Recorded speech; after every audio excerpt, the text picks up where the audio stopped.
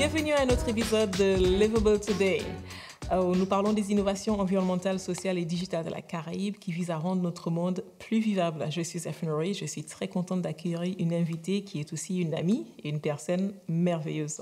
Elle est coordinatrice pédagogique d'un centre de formation pour adultes qui propose un accompagnement spécifique basé sur le principe de la métacognition. Elle a un parcours qui est plutôt atypique. Elle a laissé un métier de guide touristique interprète dans les musées européens pour s'engager pleinement dans le développement durable et solidaire de la Martinique. Et aujourd'hui, elle travaille avec des adultes en formation. Donc, elle va nous parler un petit peu de ça et quel rôle ça joue dans la création d'un monde plus vivable.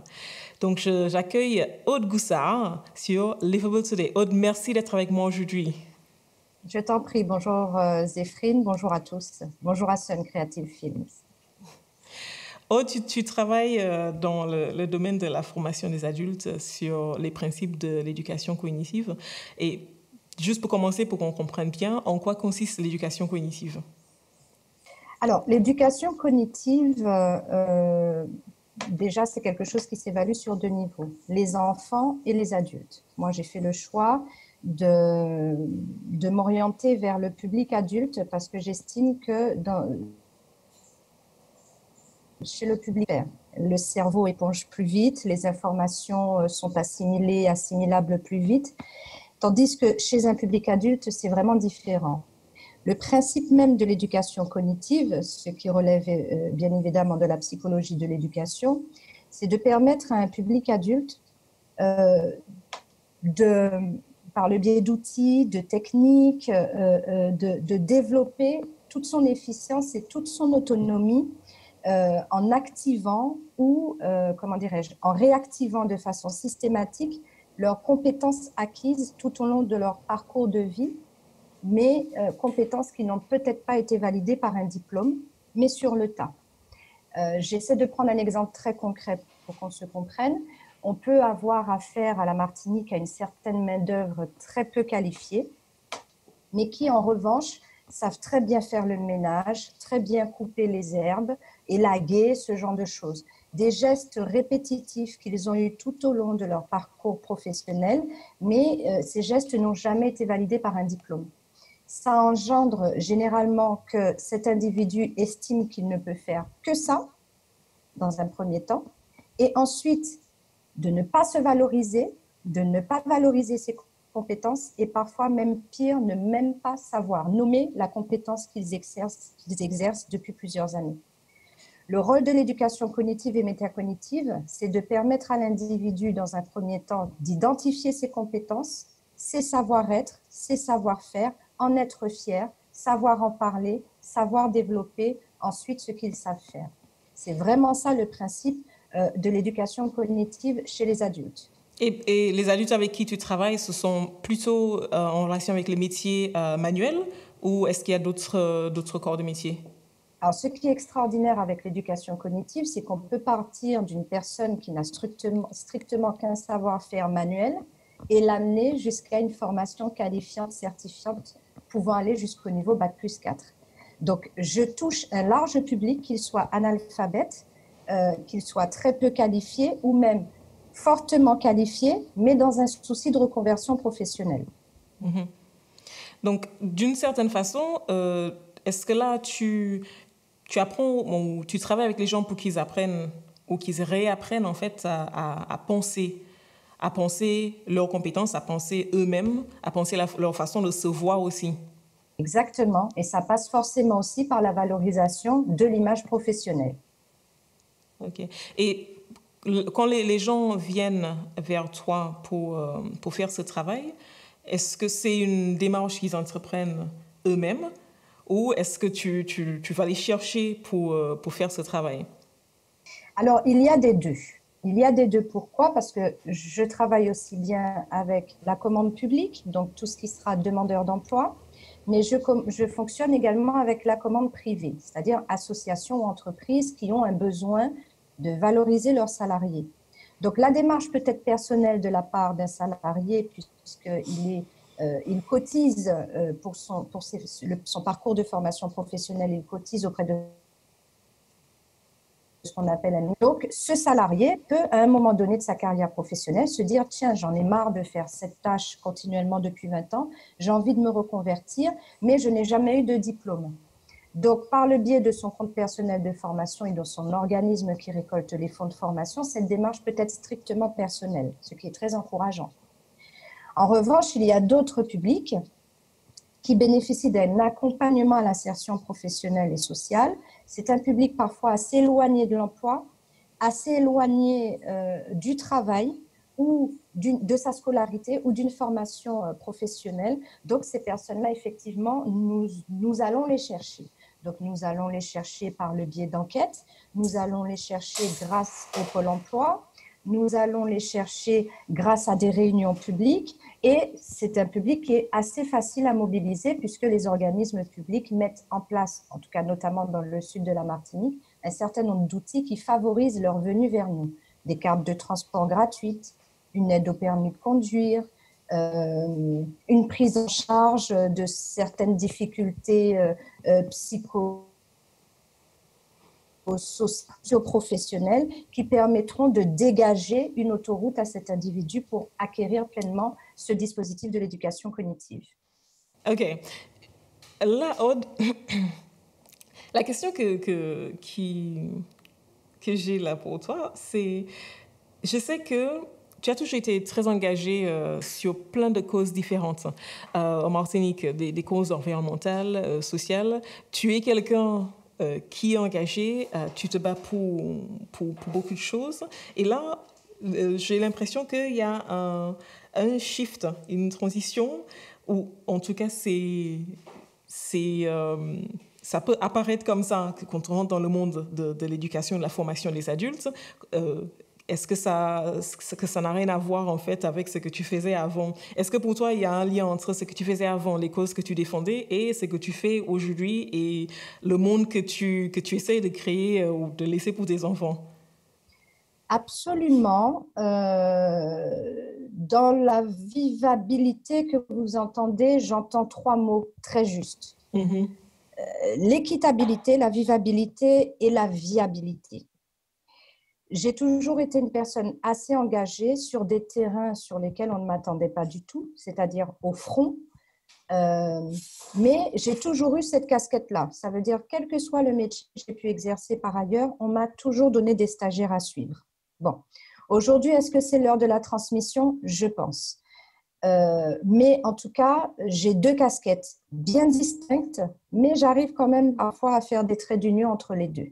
Mais le plus important pour moi, est-ce que j'aurais fait cette démarche dans un autre pays que le mien? Je ne sais pas. Est-ce qu'il est nécessaire que je le fasse dans mon pays parce que j'ai une vision de la vivabilité dans mon pays qui doit forcément passer par la nécessité de se former? Ça implique que j'ai une autre posture. Et surtout, en qualité de coordinatrice, je suis obligée d'adopter une certaine posture.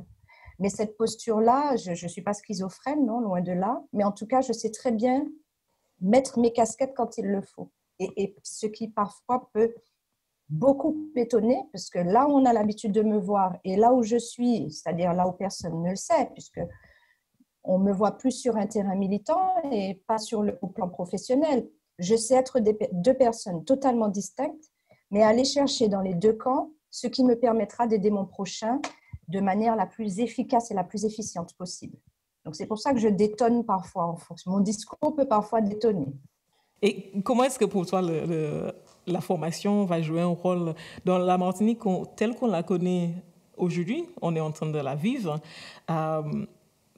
Parfois un peu mal, peut-être souvent même. Quel est le rôle pour toi de la formation? Peut-être dans une nouvelle Martinique? Dans une nouvelle Martinique ou dans la Martinique que nous avons actuellement, je serais plutôt partante pour te dire qu'attention. Certes, la Martinique a une tare. La tare de la Martinique, c'est que pendant les 30-40 dernières années, on a formé le Martiniquais à être un bon exécutant. La Martinique devait se développer d'après la Deuxième Guerre mondiale. Il était nécessaire qu'on trouve vite des carreleurs, des poseurs, des charpentiers, des secrétaires, en fait, des métiers qui ne nécessitent pas d'être à responsabilité. Ce qui crée sur le marché du travail une main-d'œuvre peu chère, On ne va pas comparer au pays de la Caraïbe parce qu'on n'a pas le même fonctionnement, mais ça crée une main-d'œuvre d'exécutants, j'ai envie de dire. On avait besoin de construire des bâtiments. On a eu le boom de l'immobilier avec la loi Ponce. On a eu un certain nombre d'événements. Le développement, la stratégie du développement touristique a engendré quoi? Des techniciens, des femmes de ménage, des cuisinières, des agents d'accueil, mais pas des hauts cadres. Donc, si on s'arrête là-dessus, est-ce que ça veut dire que la Martinique d'hier n'est pas qualifiée? Faux. Au kilomètre carré, sur un niveau de diplôme équivalent au CAP, BEP, Bac Pro, la Martinique est la plus qualifiée, une des régions les plus qualifiées de France et de Navarre. Ça, il faut le savoir. Aujourd'hui, dans la Martinique que nous voulons aujourd'hui, que moi je souhaite autonome, mais ça c'est mon problème, mais dans le système français, elle peut très bien rester comme elle est là aussi, il nous faut aujourd'hui des décisionnaires, des visionnaires, non pas des personnes à qui on va dire « Tiens, j'ai un marché, tu exécutes », mais des personnes qui disent « J'ai un marché ». Et tant qu'on n'aura pas cette possibilité-là, on n'y arrivera pas. Et pour ce faire, nous avons une université des Antilles, nous avons des établissements pour adultes qui répondent à des commandes. Et dans cette commande particulièrement, mon constat, en tout cas pour les 5 années à venir, c'est qu'on va vers l'innovation technologique, mais on ne va toujours pas vers la formation de cadres. Donc, dans 5 ans, on va vous dire, oui, c'est bien, la Martinique s'est mise à la haute technologie, mais les personnes qui vont ouvrir ces entreprises-là ne seront peut-être pas des Martiniquais. Pourquoi? Parce que le Martiniquais aura été formé à démonter un ordinateur, savoir créer un site Internet, savoir être un bon community manager, ce genre de choses, mais ne sera pas celui qui va ouvrir sa grosse holding qui permet d'avoir son propre satellite dans l'univers, par exemple. Et ça, c'est ma vision, ma posture politique, mais c'est déjà ça. Ce sera déjà ça de prix. Mais tant que les élites politiques n'auront pas fait le choix de vraiment, en dehors des décisionnaires politiques, de faire émerger de vrais décisionnaires dans le monde de l'entreprise, on n'y arrivera pas. Après, ce n'est pas simplement de la faute des entreprises. Nous avons aussi une certaine économie de comptoir dans ce pays qui freine toute initiative locale. Quand un petit chef d'entreprise bien formé se retrouve à être le concurrent d'une holding qui détient du port jusqu'à l'acheminement, jusqu'au lieu de stockage des marchandises et qui devient une centrale générale, on a beau créer des petits concepts à côté, on sera toujours obligé de passer par le même. Et ça, aujourd'hui, bon, je m'éloigne un petit peu du sujet, mais c'est pour vous démontrer qu'il est nécessaire de se former, mais à des postes clés. Et d'ailleurs, se former sur tous les plans. Alors, sur la nécessité de se former, Avant d'aller sur la nécessité de se former, Aude, je voulais juste, par rapport à ce que tu disais, former les Martiniquais sur les positions de cadre, de décideurs, pour qu'on ne soit pas juste dans les postes d'exécution, mais de décisions qu'on peut avoir, un holding, etc. Est-ce que là, on n'a pas pas le danger, mais que les gens ne reproduisent pas exactement le système qui existe déjà, le système capitaliste, qui contribue justement à réduire la vivabilité de nos sociétés. Et dans ce sens, on est obligé de repenser l'éducation, la formation, pas seulement en termes de statut de poste, de niveau de poste, mais également dans le fond, de type d'éducation qu'on donne aux enfants et aux adultes. Moi, je pense que cette vague sera amenée à disparaître. Pourquoi? Ne l'oublions pas, nous avançons... Quelle vague? Cette vague de capitalistes. OK. C'est-à-dire ce productivisme capitaliste, j'entends. Ce productivisme qui induit qu'un chef d'entreprise n'en ait rien à faire des ressources restantes et qu'il exploite parce qu'il considère qu'il est dans une société capitaliste. On a la chance quand même, depuis début 1900, d'avoir vu apparaître le concept de développement durable. C'est-à-dire quand l'homme, après l'ère de l'industrie, au démarrage de l'ère de l'industrialisation du 19e siècle se rend compte quand même que, bon, on ne va pas pouvoir extraire tous les arbres de la forêt de l'Amazonie. Donc, de cette vision début 1900 à aujourd'hui, on peut dire quand même, entre guillemets, que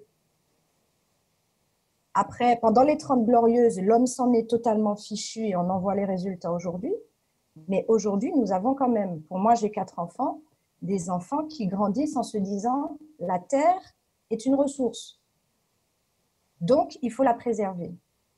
Donc, si normalement, les référentiels de l'éducation nationale de France et de Navarre et du monde entier incluent désormais les 4 piliers fondamentaux du développement durable et solidaire, logiquement, nous irons vers un raisonnement amélioré, puisque je pense que philosophiquement, l'homme a pour destinée d'évoluer, non pas de se rétrograder sans cesse. Je vais essayer de prendre un exemple tout à fait vulgaire. Avant, moi, je me souviens, dans la voiture de ma mère, derrière, je pouvais balancer un papier. Aujourd'hui, un enfant, vous faites ça, il vous dit attention. Je pense que si on extrapole à la vision professionnelle de demain, nous aurons des enfants qui feront attention aux ressources. Donc, qui seront certes des boss, parce que c'est ce dont j'aspire pour nos générations, ce seront de gros boss, des personnes de renom dans le monde entier qui auront leur propre holding, mais avec un système législatif et un raisonnement axé sur la base du développement durable et solidaire, on risque d'aller vers une évolution plus concrète, plus factuelle et plus respectueuse de l'environnement. Vous êtes sur Sun, le premier média digital bilingue consacré à la Caraïbe. Ici, vous trouverez des films, des vidéos et des podcasts sur des histoires et des sujets caribéens, par des Caribéens, pour des Caribéens. Tu parlais de holding. Est-ce que ce système de top-down, de haut vers le bas, parce que je pense que si on a un holding, ça donne lieu en fait à ça, une gouvernance du haut vers le bas.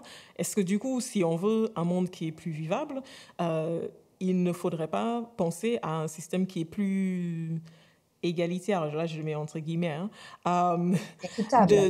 Équitable, voilà, c'est plus ça le mot, de gouvernance partagée ou quelque chose de ce modèle-là, suivant ce modèle-là? Ben, la formation professionnelle nous le démontre, puisqu'avant, on pouvait être une femme de chambre illettrée, ça posait de problème à personne. Aujourd'hui, justement, par le biais de la valorisation des acquis et de l'expérience, la VAE, par le biais de la création d'un compte de formation, par le biais d'un accompagnement sur les compétences, donc le savoir-faire, mais de plus en plus du savoir-être. On se rend compte quand même que l'on soit dans une holding, dans une TPE, PME, on se rend compte qu'on a besoin de valoriser tout le monde dans l'entreprise parce que tout le monde forme l'entreprise. De ce que je constate en tout cas, moi, quand j'ai des petites associations, par exemple, d'aide à la personne, qui me disent, bon, ben, sur mes 50 aidantes familiales, j'en ai 40 qui ne savent ni lire et écrire, mais qui nettoient super bien la gazinière, ben, il y a un changement de discours. Aujourd'hui, on veut que l'aidant familial, il puisse faire une petite lecture quand il n'a rien à faire à la personne âgée. Et on veut que cette personne soit en mesure d'accompagner dans les démarches de vie la personne âgée. Donc, ça démontre bien que la personne, elle n'est plus là pour passer la serpillière, qu'elle sache dire bonjour, qu'elle se comporte bien ou mal, on s'en fiche. Au contraire, on rentre dans un autre dispositif. Donc, tu disais du haut vers le bas, il y a une conscience que celui qui est en bas crée la richesse de l'entreprise. Donc, on l'aide à se valoriser en l'amenant vers l'entreprise. Mais ce n'est pas qu'un travail du chef d'entreprise qui s'est dit « Waouh, la femme de ménage, elle est super ». C'est également le travail des syndicats. C'est les syndicats qui ont demandé à valoriser, de faire un système d'évaluation du personnel pour permettre à ce qu'il y ait une évolution de salaire, une évolution de carrière. Donc aujourd'hui, la femme, moi j'en forme beaucoup, des personnes qui ont eu malheureusement un parcours de vie assez atypique, un enfant qui a brisé la scolarité et qui se retrouve du jour au lendemain à faire quelque chose qu'elle ne souhaitait pas faire parce qu'elle n'avait pas les ressources ni les diplômes.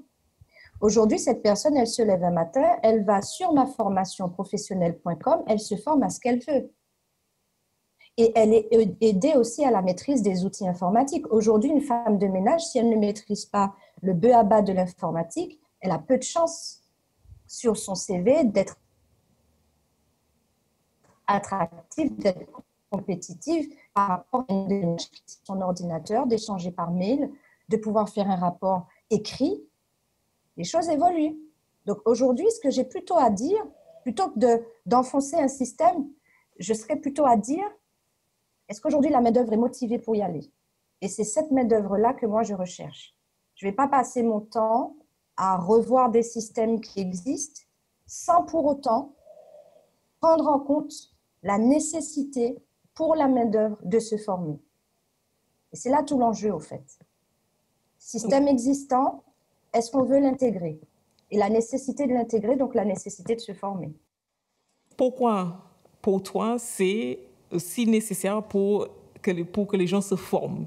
Et quel est le rapport entre la formation et cette nécessité de se former et la vivabilité de notre monde? Alors, quand vous m'avez appelé pour faire ce petit sujet, je me suis dit, mon Dieu, mais j'ai tellement de choses à dire sur la nécessité de se former que j'ai essayé de faire une synthèse en 5 points, d'accord? Pour que ce soit accessible vraiment aux personnes qui nous écoutent. Donc, 5 points essentiels qui démontrent à quel point il est nécessaire de se former. Le premier point, c'est de faire un point sur soi-même. Je pars toujours de l'idée de la métacognition. Il faut savoir évaluer ses compétences, les améliorer, se remettre à niveau par rapport aux nouveaux enjeux de la société professionnelle et augmenter sa productivité dans une entreprise. Ça, c'est ce que j'appelle faire un point sur soi-même. Le deuxième point, c'est d'être beaucoup plus compétitif. Il faut sans cesse réactualiser ses savoir-faire, ses savoir-être.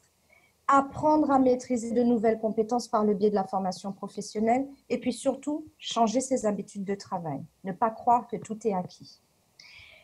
Le troisième volet important, c'est valoriser ses compétences. Donc, aujourd'hui, on ne vise pas à rester au SMIC toute sa vie, par exemple. On veut évoluer. Donc, pour aspirer à une meilleure rémunération, il faut obtenir de nouveaux diplômes. Donc, continuer la formation professionnelle. Mais aussi, par le biais de ce que l'on maîtrise déjà, la valorisation des acquis et de l'expérience. Et puis, bien évidemment, ce que j'appelle le VSI, c'est la valorisation de son image professionnelle. Donc, ça passe par une phase de développement personnel. Quand je dis tout ça, j'espère que c'est nécessaire pour finalement arriver vers la notion de développement personnel, pour être fier de ce qu'on est, fier de ce qu'on dégage et être sûr de ce dont on parle quand on parle de soi.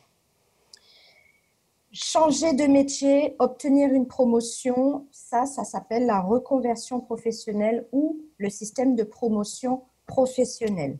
La formation est le seul outil crédible parce qu'il faut quand même en parler. Le bouche à oreille, ça ne fonctionne plus. La promotion canapé, ce n'est pas trop valorisant qu'on soit un homme ou une femme.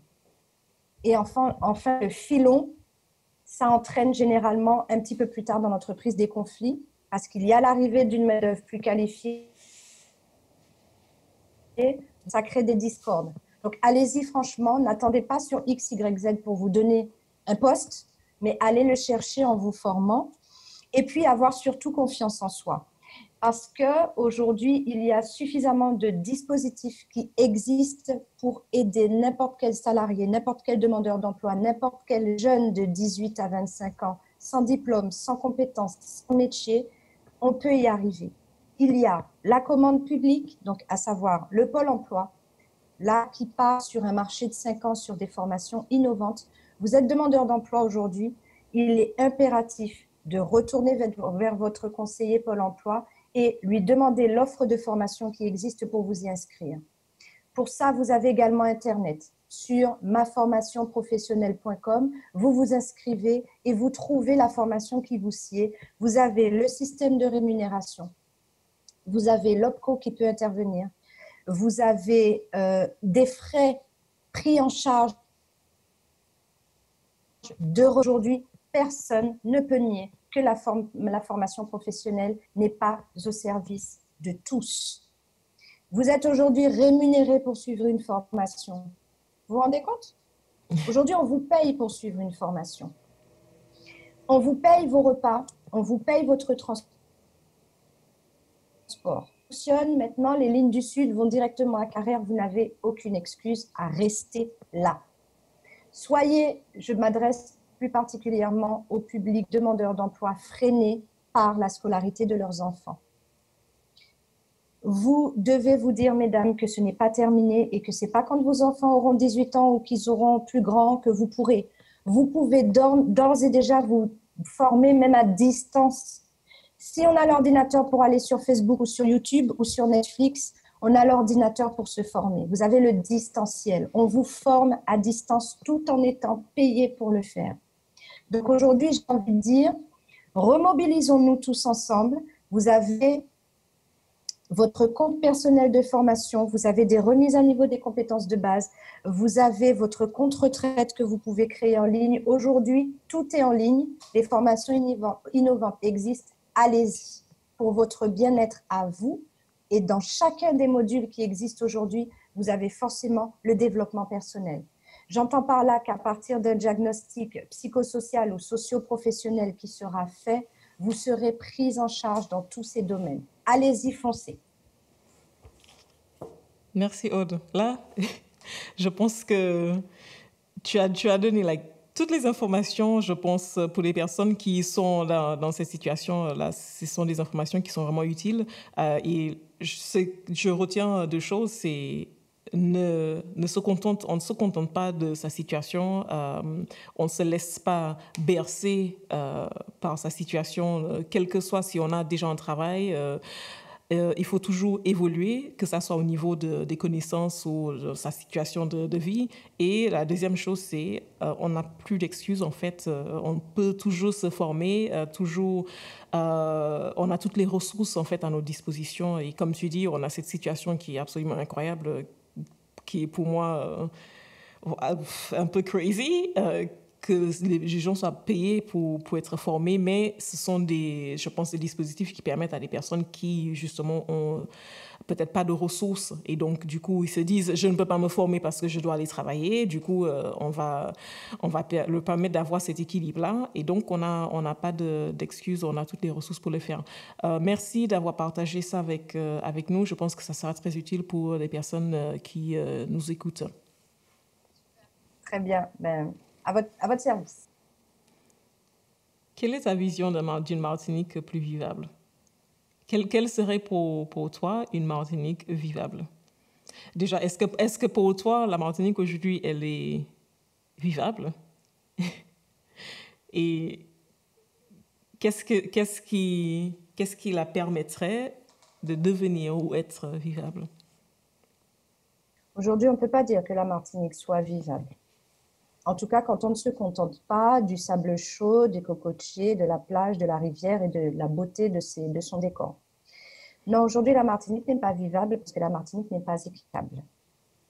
Elle n'est pas équitable, j'entends par là qu'il y a une mauvaise répartition des terres, indûment possédées par des personnes qui ne doivent pas les posséder, qui ne sont pas propriétaires. Et ça, c'est un discours vachement engagé que je dois rogner parce que c'est difficile à entendre ça parfois.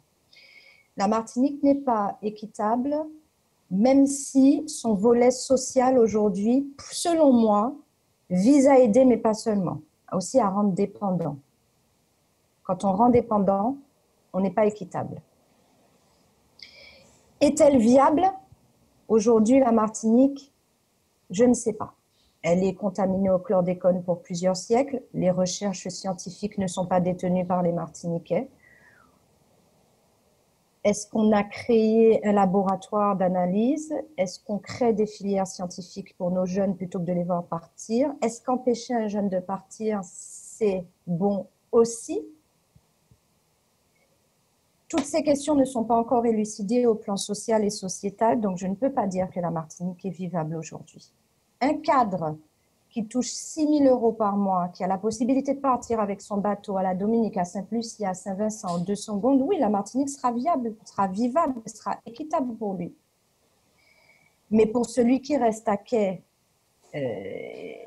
non, ce n'est pas le cas. Qu'est-ce qu'il faudrait faire pour qu'elle soit plus équitable?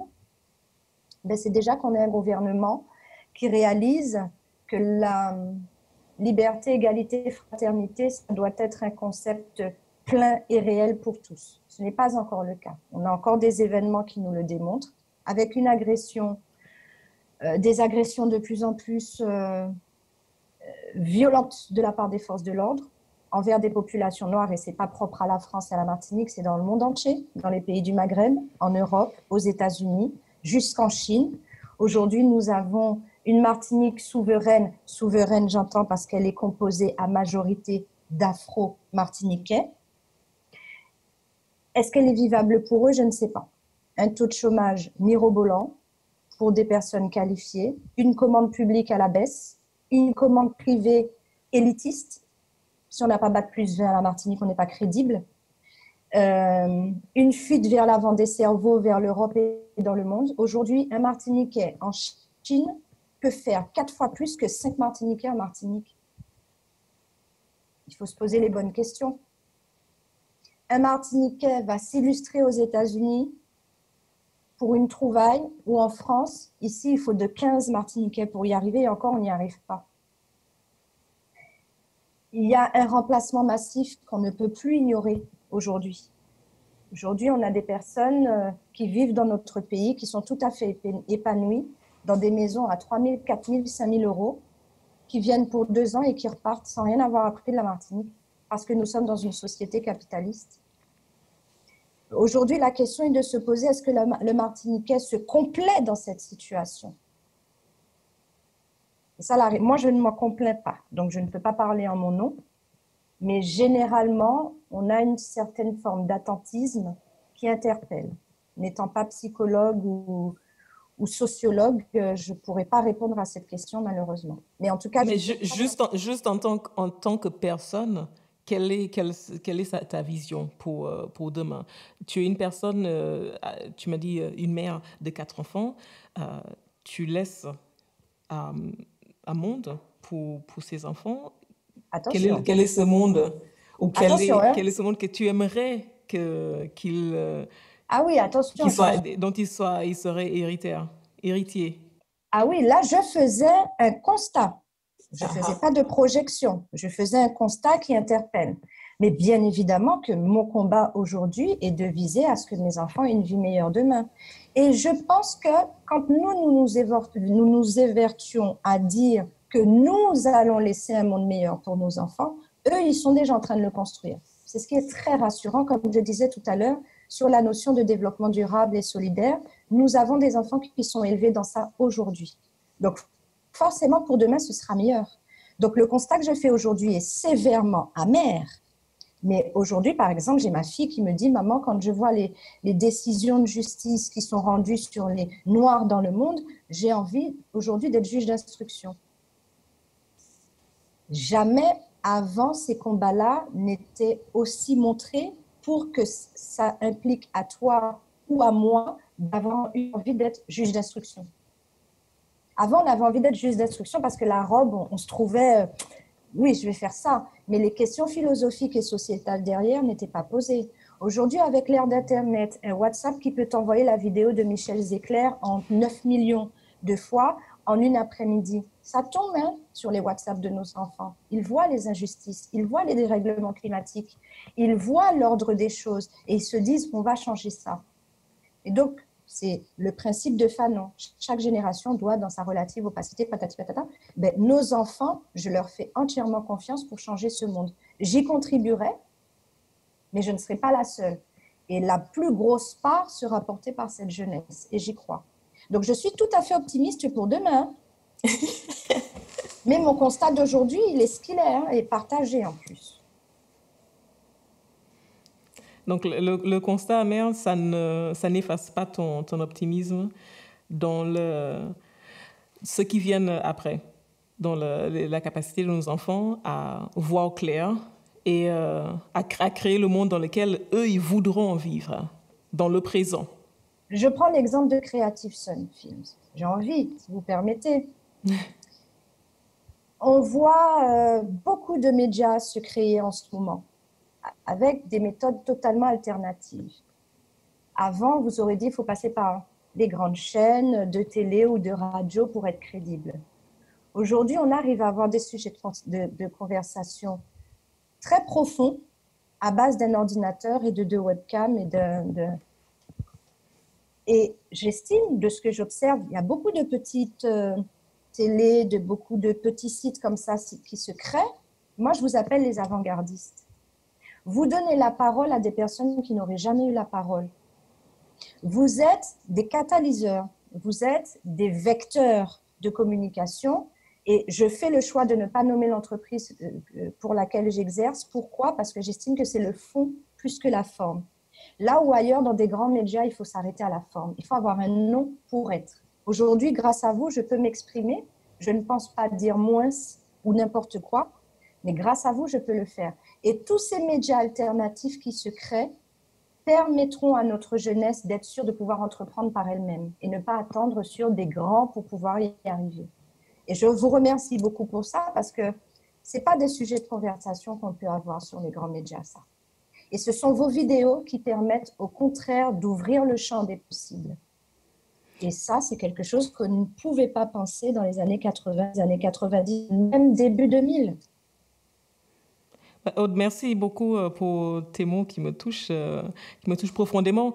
Il y a quelque chose dans ce que tu dis que je retiens, c'est aussi le modèle de l'entrepreneuriat, que les gens puissent entreprendre par eux-mêmes, qu'ils aient cette énergie entrepreneuriale, qu'ils prennent conscience, et je pense que c'est ce que tu fais dans la formation des adultes, d'insuffler cette énergie-là, d'accompagner les gens, de leur aider à prendre conscience de leurs propres capacités, pas seulement, ou surtout pas juste à exécuter, mais à entreprendre, à faire par eux-mêmes. Et je pense que c'est ça l'étincelle du changement.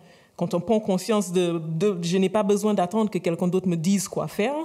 Comme je sais le faire déjà, je peux de moi-même faire ce que je veux de ça, en fait. Et ça, c'est le fondement du changement du monde, en fait, en partant de nos communautés à l'échelle individuelle. Et l'efficience, l'autonomie, c'est surtout ça.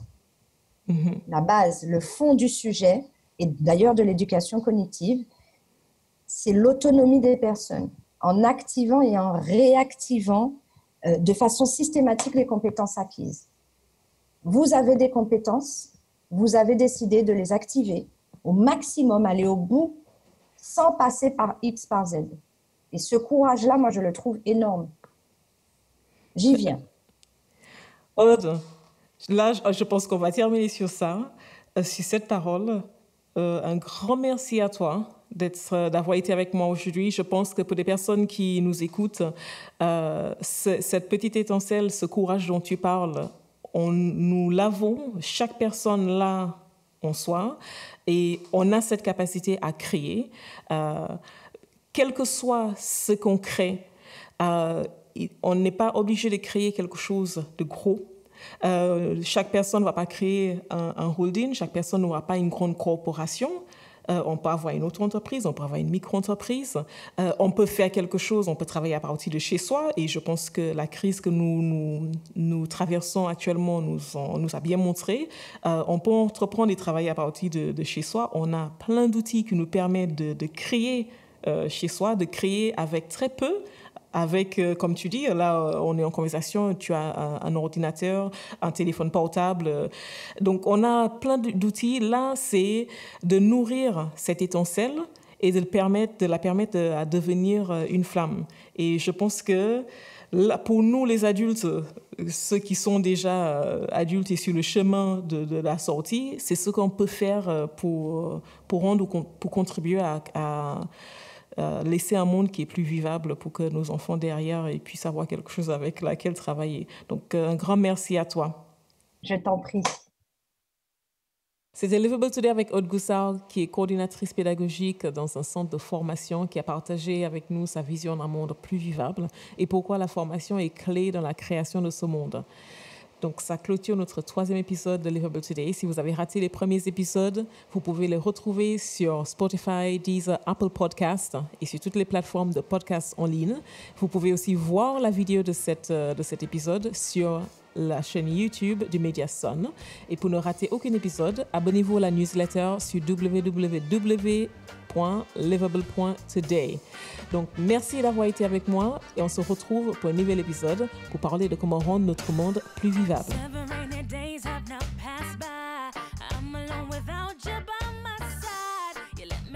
Can't just say no more.